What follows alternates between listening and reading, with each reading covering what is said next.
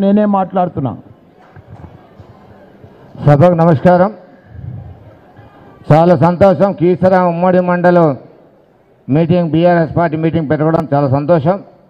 దానికి ముఖ్య అతిథిగా ఇచ్చిన పెద్దలు గౌరవనీయులు రాష్ట్ర మాజీ మంత్రివర్యులు శాసనసభ్యులు మల్లారెడ్డి గారికి, అదేవిధంగా మరి మాజీ మంత్రివర్యులు నరేంద్ర రెడ్డి గారికి, మరి వేదిక మీద కూర్చున్న చైర్మన్లకు, వైస్ చైర్మన్లకు, కౌన్సిలర్లకు, కౌన్సిల్ సభ్యులకు, సర్పంచ్లకు, ఎంపీలు, జడ్పీటీసీలకు అందరికీ కూడా పేరు పేరు నమస్కారం. వేదిక మీద అందరూ కూడా నమస్కారాలు.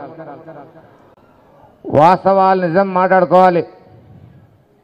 ఏదేమైనా సరే మల్లారెడ్డి గారు కళ్ళల్లో ఒత్తులు వేసుకొని మరి ఈ 10 మున్సిపాలిటీలని మరి ఈ గ్రామ పంచాయతీలని ఏ విధంగా కాపాడుకోవడం మీ అందరూ తెలుసు.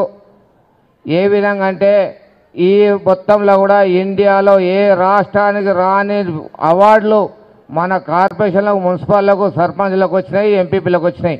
ఎవరికి రాలే, ఎవరు చేయలే, అంత అభివృద్ధి ఎవరితో శాతం కాలే. చేసింది ఒకటి తెలంగాణ రాష్ట్రం, అది మల్లారెడ్డి గారు చేశారు.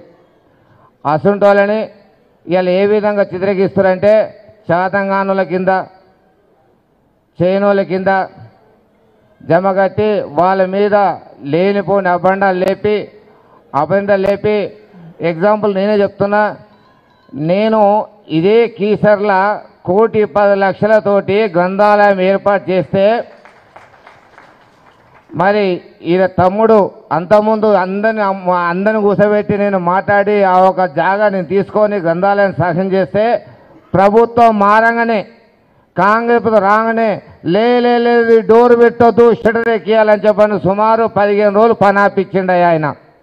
తర్వాత మా ఎంపీటీసీకి ఫోన్ చేసి, అయ్యా ఇది పరిస్థితి కాదు, ఈ గ్రంథాలయం ఏ పార్టీకి సంబంధం లేదు, ఇది చదువుకున్న వ్యక్తులకు మనం చెప్పి సంజాస్తే పోయే తమ్మునికి ఏం చెప్పినో తెలియదు, కానీ పని మాత్రం స్టార్ట్ అయింది. ఇనాగ్రేషన్ ఇంకొక నెల లోపల చేసుకోవచ్చు అని తెలియజేస్తున్నాను. ఈ విధంగా ప్రతి దగ్గర అడ్డంకులేసి, ప్రతి దగ్గర కాలడం వేసి కొత్త బిచ్చగానికి పొద్దుగనట్టు ఈ కాంగ్రెస్ వాళ్ళు వచ్చి మరి అనేక అవంతాలు సృష్టిస్తున్నారు. ఖచ్చితంగా మనం అందరం కూడా సమిష్టిగా కొట్లాడవలసిన అవసరం ఉంది. ఒక కార్యకర్తకు అన్యాయం అయితే అందరం కూడా ఓ గుంపుగా పోయి మరి ఖచ్చితంగా నిలదీసే అవసరం ఉంది.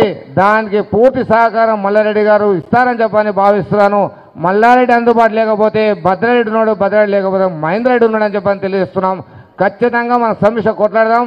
ఈ యొక్క కాన్ఫరెన్స్లో పెద్ద ఎత్తున ఏ విధంగా మనం ఈ జిల్లాల 3 లక్షల పైజీలకు మెజార్టీ తెచ్చి 7 ఎమ్మెల్యేలను గెలిపించుకున్నామో అదేవిధంగా ఎంపీని కూడా అదేవిధంగా గెలిపించుకునే అవసరం ఉంది. ఎందుకు చెప్తున్నానంటే ఒక్కసారి తప్పు చేసి మళ్ళొకసారి తప్పు చేయకుండా పోవాలని చెప్పని. గతంలో ఎంపీకి నాకేంది మల్లన్న 1,00,000 ఓటుతో గెలిచిండు, మరి రాజన్న కూడా గెలుస్తారని చెప్పని ఏ హామీతో మనం కూర్చుంటే మనం 8,000 పైజీలతో ఓడిపోయినామో ఒకసారి బాగా తెలుసుకున్న విషయం. ఈసారి అసలు పొరపాటు కాకుండా ఖచ్చితంగా సమిష్టిగా పోరాడాలి, ఓ కుటుంబ సభ్యులకు పోరాడాలి. ఇక కాంగ్రెస్ గవర్నమెంట్లో మాత్రం ఏ స్కీములు వస్తాయని చెప్పని ఉట్టిదే. నిన్న ఆయన రేవంత్ అంటాడు, కేంద్రంలో కాంగ్రెస్ ప్రభుత్వం వస్తేనే ఈ 6 గ్యారెంటీలు పూర్తి చేస్తామని చెప్పి అంటాడు. అదే దరిద్రుడా, నువ్వు వచ్చినవేందుకు, చేస్తానందుకు, ఓట్లు వేపించినందుకు. మరో కోమటి వెంకరెడ్డి ఏమో అయ్యా రైతు ఎంతమందరు, రైతు మన మాజీ మంత్రులు కాబట్టి దయచేసి రైతులు ఎంతమంది చేయలేపారా ప్లీజ్. రైతులు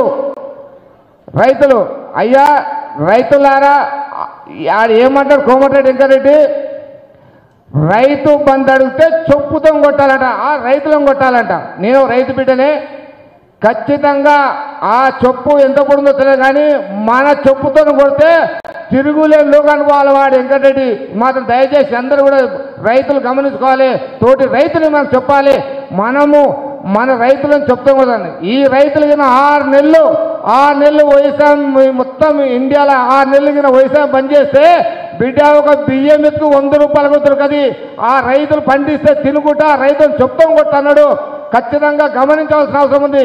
కార్యకర్తలారా మీరు కూడా వినాలి. ఒక రైతుని, ఒక అన్నదాతని ఇలా చెప్తాం కొట్టంటుంటే మనం ఎంత సమిష్టిగా ఉండాలో అర్థం చేసుకోవాలి.